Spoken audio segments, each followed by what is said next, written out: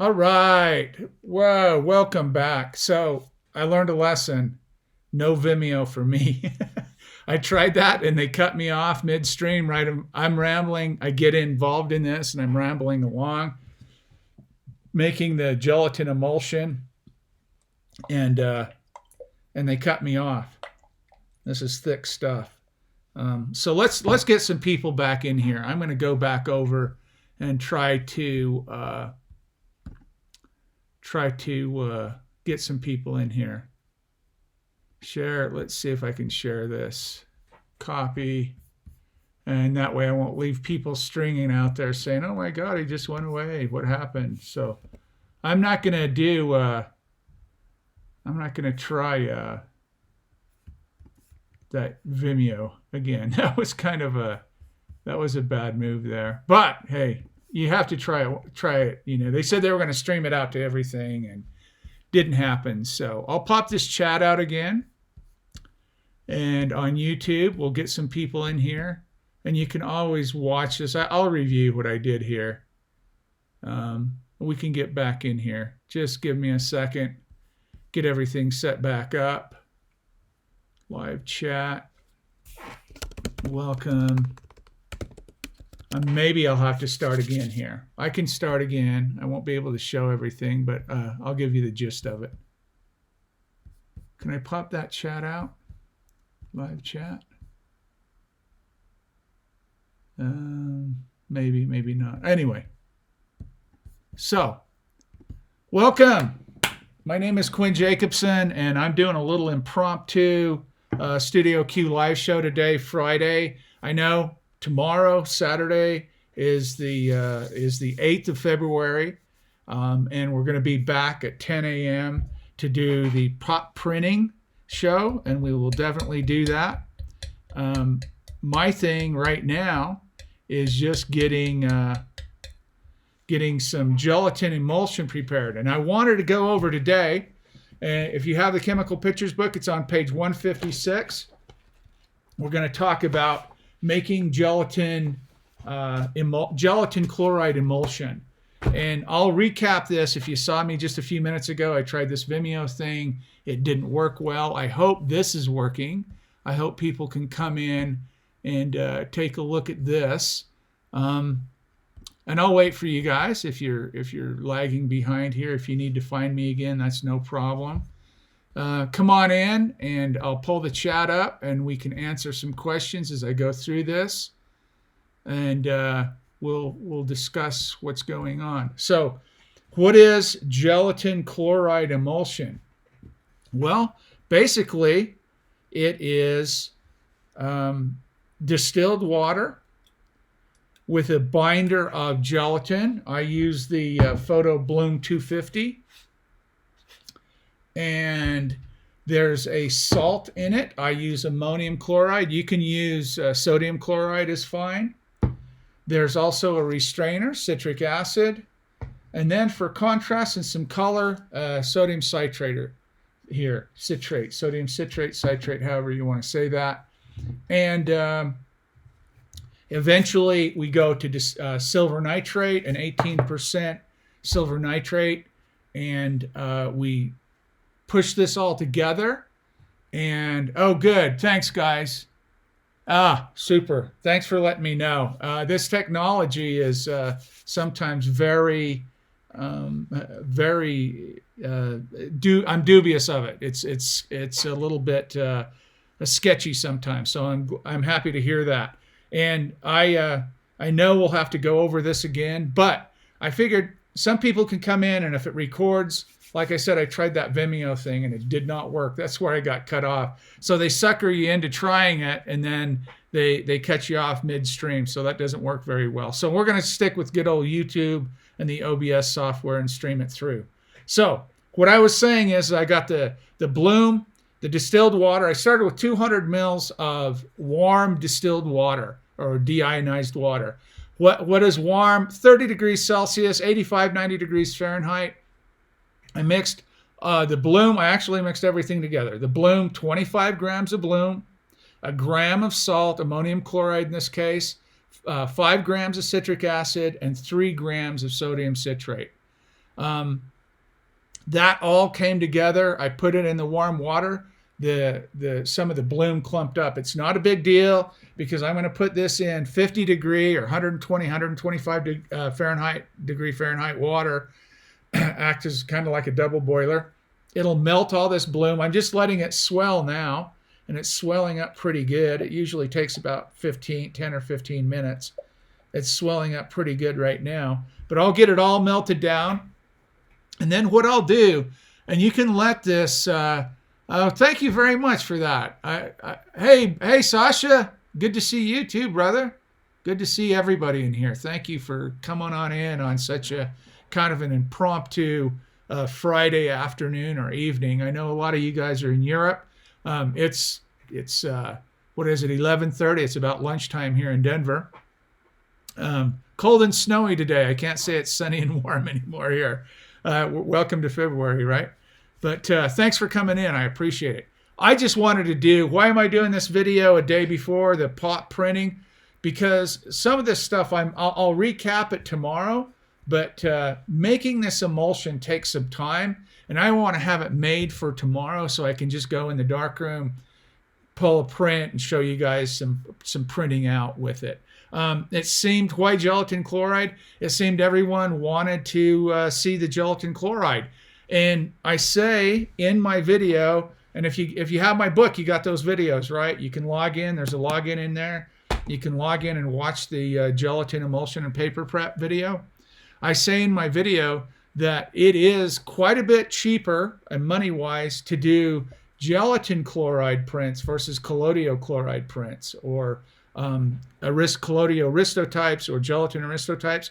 This binder is gelatin, and it's much cheaper than using the binder of Collodion.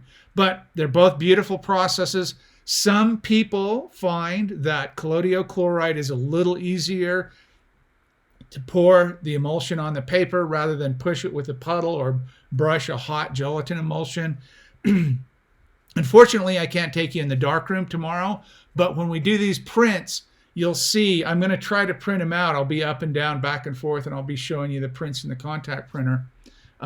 You'll be able to see the quality, and I'll get some Collodion chloride emulsion put together as well too.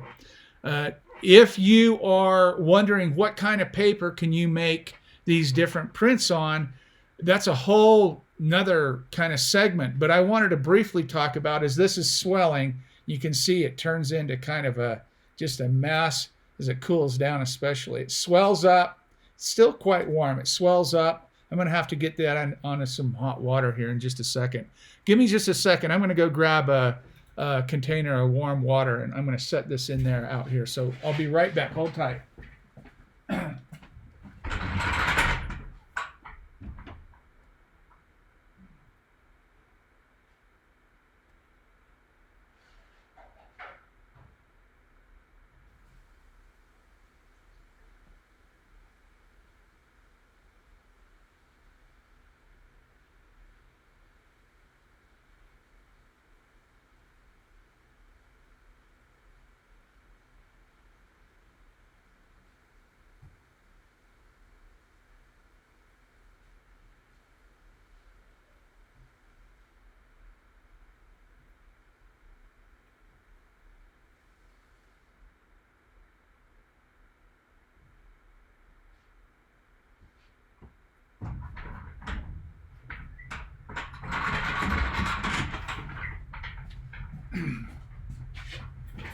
So this water here is about 50 degrees Celsius, 120, 125 degrees Fahrenheit. And I'm just going to put this in here. If I can hold it up, I'll show it to you like that. And it's just going to sit there, and it's just going to help it melt. And I want to melt it down one time. It's swollen. All the gelatin's swollen. It's all swelled up, but I just want to help it melt. So we were talking about paper.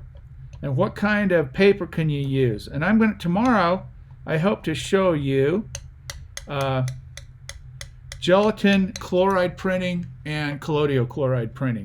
Now, what's the difference in the paper?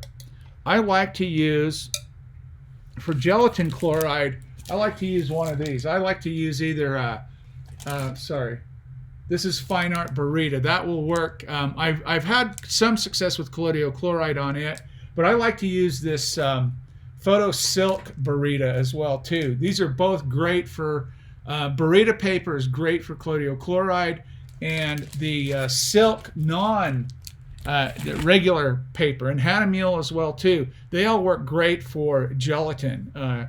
This doesn't have to require a burrito paper, this gelatin chloride emulsion, but the colloidal chloride emulsion does, and it's because you've got those solvents and those really, you got ether and alcohol in there, and it'll go right through paper. So you do need, it's starting to melt now, you do need the burrito paper for colloidal chloride, and the gelatin chloride you can experiment. You can use about anything you'd like. But the variations will be a little bit in the color, a little bit in the texture. The more hard surface paper you use for the gelatin chloride, I tend to see it doesn't soak in as much. As you push it across with a puddle pusher or you brush it on, you have a little better result. It doesn't absorb into the paper. It a little less curling too. I do tape the paper down when I apply these emulsions, so that's something to keep in mind. I'm just messing around with this, making sure this bloom gets melted really well here. And once I have this bloom melted, it's swollen, now it's melting, I can then take it into the dark room. I take my 18% silver nitrate, 4 mils of it, 4 mils of distilled water, and I can add that to the bloom and make a mixture in a syringe, and I can squirt it across a puddle pusher and push it out onto the paper, and you can apply the emulsion beautifully that way. It works very, very well. So you end up with this wonderful wonderful emulsion. What the sensitivity of it's about equal to colloidal chloride. It's not fast at all. You can work in low light. It is an 18% silver nitrate solution, and you'll read on page 156 in the book. You add 4 mils of the gelatin, salted gelatin, 4 mils of the distilled water, and I like to have that warm as well too. You don't want to work cold with this because you're working with gelatin, right? So keep everything warm, even your silver nitrate, and 2 mils of 18% silver nitrate. So 4, 4, and 2. So that makes 10 mils of solution, which is enough to cover, and you can double that if you're working with big sheets of paper or making big contact prints. You can double, triple, quadruple that on up to scale depending on what you need and how much emulsion you need. But that's kind of the recipe there of making, and I'm going to show you this here in just a second as soon as I get this stuff melted down. I have a little bit of a little piece of something in there that I just wanted to clean out. So at the end of the day, you're trying to decide what kind of pot paper is easiest to make or easiest to deal with, or maybe it's a cost issue. One of the things about colloidal chloride, and I'll talk about this when we do a video on it, is that you need to have 5% nitrocellulose in your collodion. You can't use the 3 or 4% collodion, nitrocellulose in the collodion. It does not work for pot printing. It will not. I struggled with that for a while, trying to figure out what was wrong, and it ended up being that nitrocellulose in the collodion was not viable for making pop or making colloidal chloride. So you want to make sure you have at least 5% nitrocellulose. How do you tell that? You read on the label the total assay. You'll be somewhere between 4 and 8%. If it says between 4 and 8%, you need to verify from the manufacturer that you actually have 5% or more nitrocellulose in the collodion before you make pot paper. It will not work if you don't, I guarantee you. I went through that whole mess of trying to figure out what was happening. Why couldn't I make colloidal chloride prints? it was an absolute disaster. So we're getting close here. I'll just kind of pull this up. I'm messing around with it as I talk. Getting back to liquid, I still have a couple of pieces in there. The water's still decently warm. It is cold today, so I'm kind of fighting this gelatin, keeping everything warm. But I wanted to show you how easy it is to mix these products, and this is really all it is, this and gelatin, sodium citrate, ammonium chloride, citric acid, and gelatin. And again, I like to use the photo bloom because it's a little cleaner. You can use store-bought gelatin, not a problem. Get the unflavored kind, and it'll work great. You won't have any problem. The paper, a lot of times, this is really good. This platinum, Hahnemühle platinum rag paper is really good. Works well. A lot of times I like to I'll dampen that just a little bit. I'll get the paper wet because it'll really absorb into the paper. So any of the, burrito paper works great. Really anything. Just kind of experiment around and see what you like, because tomorrow when we do pop prints, you're going to see a little bit of variation on these, and I'll have some Collodion chloride I'll talk a little bit more about that tomorrow as we go through it. But I think you'll find gelatin chloride prints, if you are able to manage all the mechanics of it. Meaning, like I have three of these pipettes one for distilled water, one for silver nitrate, and one for gelatin, and I mix it in a warm. You have to have these kind of double boiler systems set up so you keep everything warm. But once you get that emulsion applied and it's warm, if you cool off and you're trying to apply this emulsion, it will just not work. It won't look good. It'll be streaky. It'll be blotty. It won't. You need it to flow. And here's the kicker: you can't get the gelatin too hot. If you get the gelatin too hot, it breaks down its structure and its ability to stiffen up again.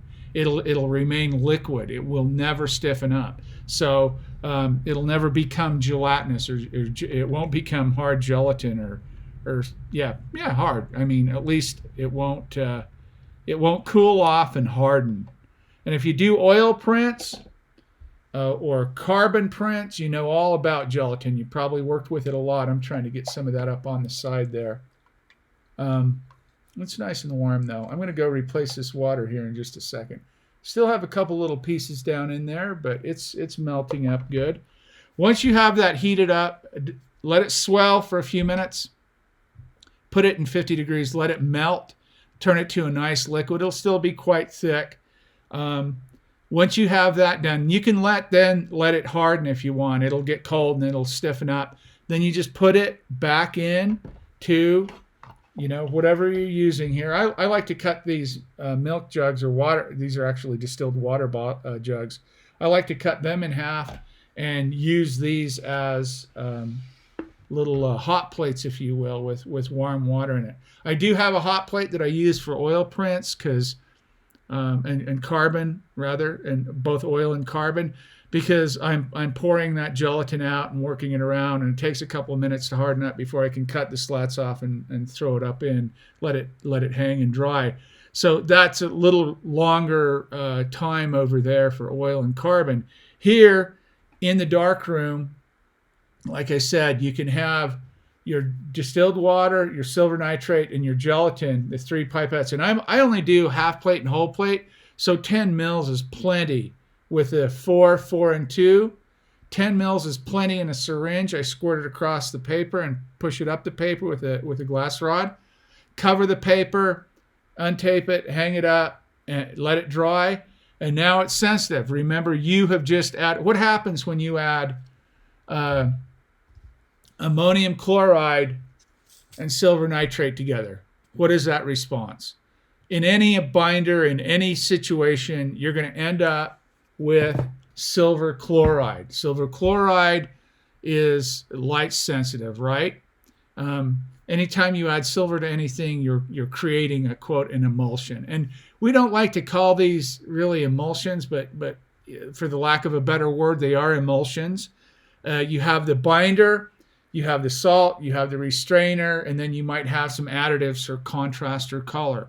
So in this case, the binder is gelatin, the salt is the ammonium chloride, the restrainer is the citric acid, and then we add sodium citrate for color or some contrast. And then at the end we add a little more distilled water and some 18% silver nitrate to that gelatin with those salts in. It interacts and makes a silver chloride emulsion on the paper. Then when that gelatin is dried, that emulsion then is ready to lay a negative on, emulsion to emulsion, right? So you put your negative, the emulsion side of the negative to the emulsion side of the paper, of course, put it in a contact printer and expose it to UV light. These print out between 3 and 10 minutes on my RioNet printer over here. I'll show you this tomorrow. In natural sunlight, up here, we're 2,800 meters above sea level. It goes pretty quickly outside if we have full sun or good north actinic light. 3 to 4 minutes, even on a really dense negative. But the beautiful thing about gelatin and gelatin chloride prints and collodion chloride prints is you can work with when I say very, it's in context of wet collodion negatives, but you can work with quite thin negatives that are quite thin, meaning not a lot of density. 1.4, 1.2 to 1.6, depending on the negative, you'll get a decent print on both of these papers. So they're very forgiving that way. Where in comparison, I should clarify that for you. In comparison to requiring for a negative for a salt print or albumin print would be quite a bit more, starting around 1.6 and going all the way to 1.920 on a densitometer. So there's a lot of technical kind of nuances you need to learn about these before you know exactly how you're producing your negatives for what type of pop print you want to make. And again, I talked about this last week, but I'll reiterate it. I am not talking about modern develop out paper, like a Kodak paper, an Ilford paper. I am not talking about that here. Anything you put in an enlarger and shoot down on a paper and then develop it with chemicals, no. These are wet collodion negatives that are contact printed, that print out in the light, and then of course you tone them and fix them and tone them, whatever, but there's no chemicals involved in the actual, that's why it's called printing out paper or printing out pop prints. There's no chemicals. So when we're talking about contact printing, can you contact print on modern develop out paper? Of course you can. But what we're referring to here is the kind of classic 19th century and early 20th century pop printing that required quite a bit of density in the negative, much more than traditional film and develop out paper. And then within that spectrum, you have required densities for different types of paper you're printing out on. So it varies. And what you have to do is you have to experiment with, that's looking pretty good. You have to experiment with your type of negative and what kind of printing out print you want to make, or what kind of variant you want to make. Do you want to do gelatin chloride, collodion chloride, the aristotype family? Do you want to do salt? Do you want to do albumin? Do you want to do oil? Do you want to do carbon? I mean, there's so many. And then you get into the toning aspect of it. Now you change the colors, there's so many things you can do with this. That's what I was talking about last week, is the amount of variation you have once you have a good negative. It's incredible the type of prints you can make with this stuff. So, hey, Bank LT, you're very welcome. I'm happy to do this. Like I said, I just wanted to prepare some of this emulsion today, and I thought, oh, Vimeo has this live stream, I'll try. And so I tried it, and everybody missed the first part, or I froze up or something. I think Michael told me that I was frozen. So I started again on YouTube and the good old OBS streaming software. I do much better on this. So I'm just going to stick with this, and I'll push the link around. If people miss it, they can watch the video later. But this is something you'll probably want to watch before the show tomorrow, because I am going to have these emulsions prepared, and I won't spend a great deal of time with them tomorrow. I'm just going to get these little, I have a little piece of gelatin here I want to get out. I won't spend a tremendous amount of time on the emulsions tomorrow. I will a little bit, but I mostly will be trying to do prints and trying to show you some variations on specifically gelatin chloride and collodion chloride. This is the aristotype family, if you will. These are aristotype prints. So the binder for the gelatin chloride is gelatin, and the binder for the collodion chloride is collodion. Those are kind of the differences. You kind of see that? So that's pretty warm. That's still, I can still melt it just a little bit more. It should be a little more liquidy and a little more clear, but my water is kind of cooling off. So let me go back in and get a little more water, and I will be right back out. And I'm going to let this go. I'm going to let this go clear all the way through. I'll be right back. Hold tight, guys.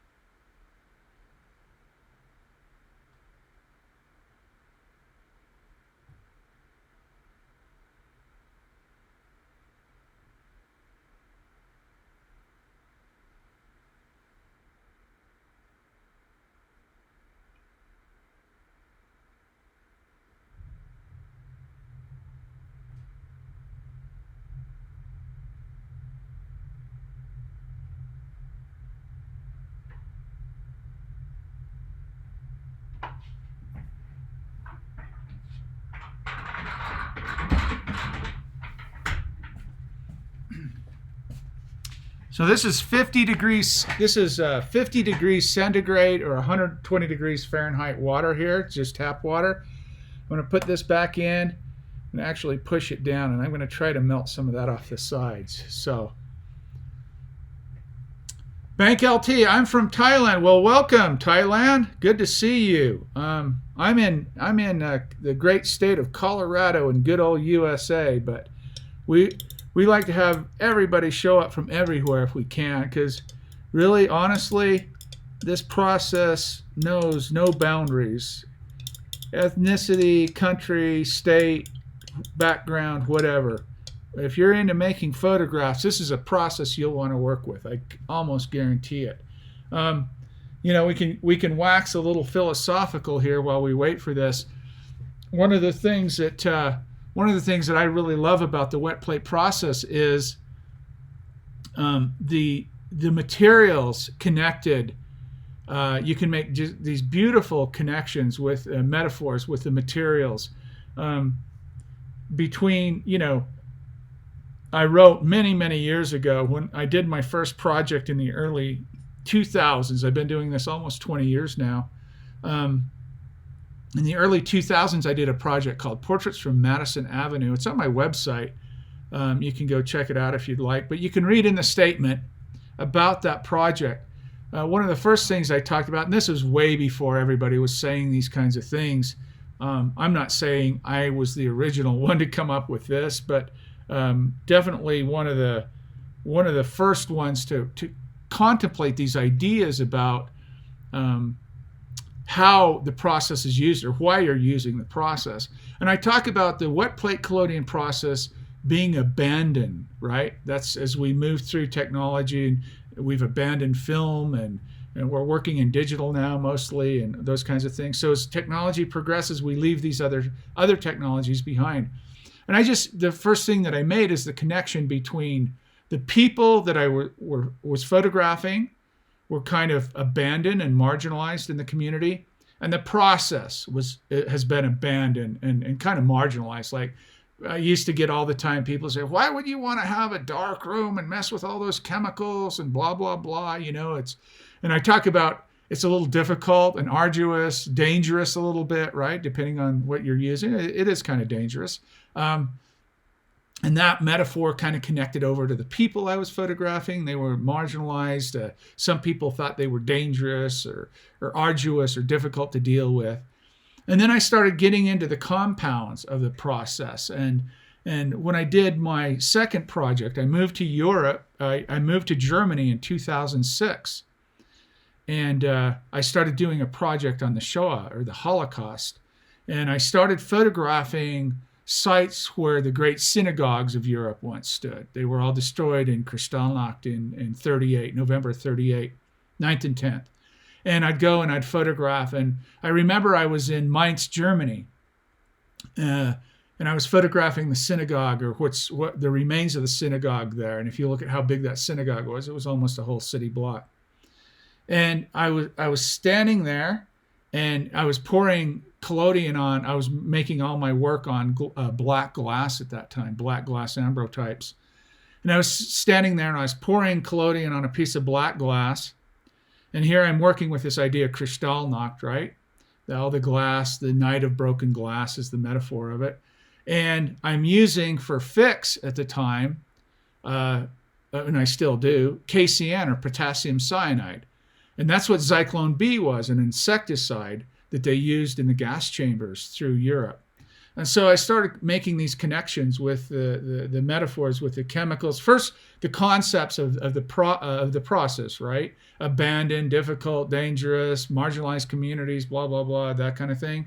And now I start drilling down on the glass plate, the cyanide in the process, and it just kept giving me ideas. It just kept feeding me these compounds and these things, these materials that I was working with. There we go. Sorry, I don't mean to interrupt midstream, but there we go. That's looking really good. That's all dissolved too, so I think that's going to be good. So at the end of the day, when we talk about wet plate collodion, it not only is a beautiful aesthetic to look at, and you can see the hand of man in it. You can see all the artifacts of somebody touching that, somebody having their hand, their marks on it. Was it legal back then in Germany? Now it's definitely illegal. I believe it was. I don't know, to be honest with you, because I kept a very low profile, honestly, when I was doing this. It's still a very, very touchy topic, that I called that project Vergangenheitsbewältigung. I called it struggling to come to terms with the past. And in the end, it was my own kind of struggle, kind of trying to realize what happened and why it happened. And, throughout all my photographic career, if you will, I've always worked with marginalized communities, because I'm kind of part of both of those communities, Jewish and Native American. And I have, I have connections to that in small ways, but I'm still connected. And so I've always worked with those communities, or the idea of marginalized communities. And I've always been interested in why we find groups of people to put all of our burdens on and blame and, scapegoating. The Hebrew idea of scapegoating is that's where it came from, is you put your sins on the goat and you send it out, right? So this idea fascinates me. And if you have chemical pictures, you can read in the intro, I added some ideas, some of these new ideas about my philosophy behind the reason why human beings find groups, always find groups to blame and to persecute and to, put all their, quote, sins on and send off. And Ernest Becker in the 70s wrote, he died in 74, I believe, but he wrote The Denial of Death. death denial. And that's our anxiety. It's death is always in our mind, even though we're not thinking about it. We know we're very present to our mortality, and that subconsciously and unconsciously it kind of runs our lives. So anytime we feel threatened by other, that death anxiety is going to come out, and we're going to try to manage that through persecuting or putting that. You either come to my way. When you threaten my terror management, how I manage the knowledge that I'm going to die. When you're different and you come to me and you threaten my terror management or how I deal with my anxiety by basically pushing it off and saying, whatever it's religion or whether it's immortality projects, as Becker says. I have my own immortality projects, right? I write books. I want to keep living kind of that way, but I know I'm going to die, that thing.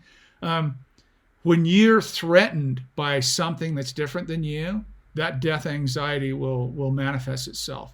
And sometimes in the right groups, in the right conditions, something so different, you'll either convert the people over to your way of thinking, or you'll want to eliminate them to get rid of that threat. And that's really what it comes down to. So I write a little bit about that in the book and talk my own philosophy about. People have always asked me, "Oh, are you trying to answer the question?" I've always said, "No, I can't answer any of these questions. I'm asking questions through my work, through photographing marginalized communities, that kind of thing. But the closest thing I came to an answer, quote unquote, is Becker's theory on death denial and the denial of death and that anxiety." And Solomon, his protege, Sheldon Solomon, wrote a book called The Worm at the Core, and he talks about terror management and how if you're a human being, you have this condition. We all do. It's being aware of that condition and how you respond to that condition that's different. So whether you're talking about, the Holocaust in Europe, Nie wieder, never again. It doesn't matter, because after that, we had Pol Pot and Darfur, and there's always genocide going on. There's always communities threatened through their own knowledge of their death, through their death anxiety. They're threatened, and the other they need to distinguish or extinguish, and that gives them a sense of terror management that somehow alleviates that anxiety. And so we're never going to get rid of it. It's just being conscious of it and how we respond to it as a group of people. And I hate to, ramble on about this, but at the end of the day, our world is in such a condition now. I mean, in one way, it's such a beautiful place, in the sense of all the technology and getting to do this. It was just one of those. It's just one of those things. It's a double-edged sword, right? It's one of those things that have those whole. I love it and I hate it kind of thing. Georgie, I think the gas, they were using HCN. That's hydrogen cyanide gas. You are correct. And so when you take potassium cyanide and you put an acid with that forms hydrogen cyanide gas. And Zyklone B, the pellets, were actually used, and they added an acid to it in the showers, and that's hydrogen cyanide gas. You are absolutely correct. But the base of it is KCN, and it turns to HCN when you add an acid to it. That's what's really dangerous. But you're absolutely correct about that. So I didn't mean to ramble on too much about that, but we have our gelatin prepared for tomorrow. That will harden up. I'll melt it down again. And one more time, I'll take 18 grams of silver nitrate, add it to 100 mils of water. Then I'll warm that up. Then I'll take 4 mils in each pipette. I'll take 4 mils of gelatin, 4 mils of DH2O or deionized or distilled water, and 2 mils of this 18% silver nitrate. I'll mix it all together. I'll squirt it on a syringe, on a puddle pusher, on a piece of paper, and I'll move that emulsion across the paper, and I'll hang that up to dry to be able to print on it. So Yes, very good. Yes, yes, yes. That's so true. Respis. We want to leave the world a better place than we found it. I think that's a beautiful philosophy to have. And if you can do that, I don't know what the purpose of life is, and I don't think anyone does. If you want to get into these big philosophical questions, but we know as human beings, I hope we know that we'd like to live in peace and help one another. And I think we know deep inside that makes everybody's life better. But death denial, this anxiety of knowing that we're going to die, dictates so much of what we do, and when we're really unconscious of it, we're not fully aware of it unless we're super present to our lives. And that's why I love the philosophers, Socrates and Plato and Aristotle, Epicurus, thinking about what is this purpose? What is this purpose? Why are we here? And what are we doing? And I think I roll that over onto art. It's a great time to be an artist. There's so much fodder out there. There's so much information being shared. And I think, as we look at the world, and no matter what your worldview is, right? Weltanschauung, your worldview, how you see your place in the world and your connection. If it's kleines, or if it's small, or if it's large, depending on how much you've traveled, or where you've been, or how many cultures you've seen, it can be really debilitating. And I'll speak for places in America here that are very sheltered, that haven't seen the rest of the world, and they have tiny worldviews, and it becomes a problem. So they're easily convinced that there are bad people out there, and they group bad people up together, and everybody's bad in this group, and that's that death anxiety, right? That's how they deal with that. But if we're aware and present of our lives, and we try to experience things, and we're open-minded about cultures and people, I think we just do much better. I mean, and art is a wonderful way. Photography is a wonderful way to share your point of view. And if you find processes like this that you can engage people with and say, oh, what is that?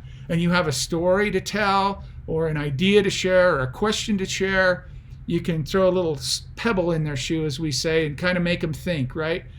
Try to make them think a little bit. Hey, Brian. Hey, yes, yeah, yay, snow day.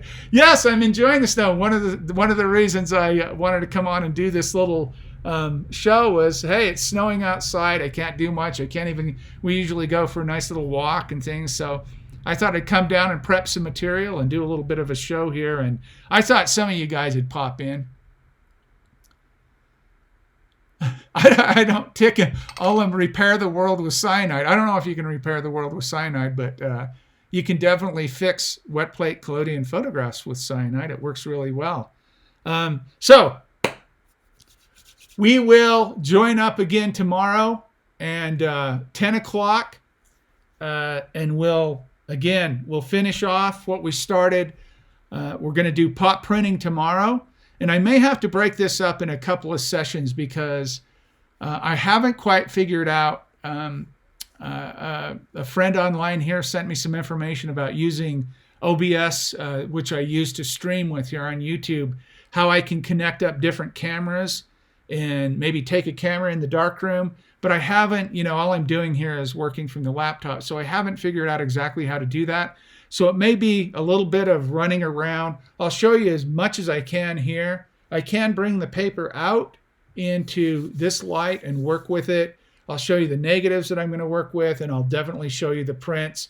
The only thing I won't be able to do is show you the complete darkroom stuff. But again, if you want to see all of it and you haven't gotten this book, get it. I got 40 plus HD high def videos. You can see all of it. You can see me making all of this stuff on a much better camera than what's on this laptop. You can see all of this. I'm just limited on what I can show you right here. I'm going to put that back in the water. I'm just limited on what I can show you here. If you have the segue, really weird segue because I just saw this. There's a few bubbles on the top of this here. You can actually I have a little spritzer of alcohol in a spray bottle. You can spritz that. It'll take all those little bubbles away. You don't want any bubbles in there. You don't want them in your emulsion, as you're going across your paper. I'll probably get up real early tomorrow and make some paper with this, so we have some dry sheets to run. It is cool here in Colorado today. It'll be cold tomorrow as well, but I'll get it all prepared together and put it together and share it with you tomorrow. And if you haven't done pot printing, if you haven't made wet collodion negatives, this will be a great thing for you to see because they are absolutely gorgeous. And I showed you a couple of negatives last time. I have a whole bunch of negatives I can work with, but I'll show you some really good candidates for printing on these types of this type of pot variant, the gelatin chloride and the collodion chloride. I'll have collodion chloride tomorrow. I don't know that I'll have time to get to it. We'll probably do some gelatin chloride prints, but if I can do some collodion chloride prints tomorrow, or maybe I'm just thinking maybe I'll make the emulsion the first part of the program. That might work better, right? What do you guys think? Should I make collodion chloride emulsion because I have this finished now? I'll have gelatin chloride and I'll have collodion chloride. It'll take, I don't know, maybe a half an hour to make the emulsion tomorrow. Then we can go right into pot printing after that. And I can at least demo the gelatin. And I've gotten away with making collodion chloride an hour before I poured it on the paper, and it seemed to be great. Maybe we can do that. What do you guys think? Let me know in the comments or in the chat there. And or in the comments, if you're watching this after this live broadcast, let me know what you think. I'll try to do both. I have, there's only so much time people can spend and want to sit around and watch somebody, rant on YouTube. So let me know, ladies and gentlemen, and I will try to catch you tomorrow. I hope you can make it 10 a.m. Mountain Standard Time, 1800 hours Central European Time. That's tomorrow, Saturday, February 8th. I will be here. I'll have everything set up, and we'll be, if I get, Pat says sounds good. Okay. Thanks, Pat. If I get, if it sounds like people want to see the collodion chloride made, I'll make a batch of that. I got a pot printing workshop coming up the 22nd. So I'm going to be making it anyway. So if you want to see that, I'm happy to do that. And even if we can't do collodion chloride tomorrow, which I think we can, but if we can't, we'll save it for the next week. And I think this pot printing will go on a couple weeks anyway, 2 or 3 weeks. And we'll go over some of the intricate little tiny details about what you should and shouldn't do with it all. So thanks for joining me on such a short notice. And you've got more of a notice for tomorrow. So I hope you can join me then and look at some of these prints. I think even through the web, you'll be blown away. So they're really beautiful. I'm going to get off the air. Thanks for joining me. Thanks for hanging out, and we'll see you tomorrow. Ciao.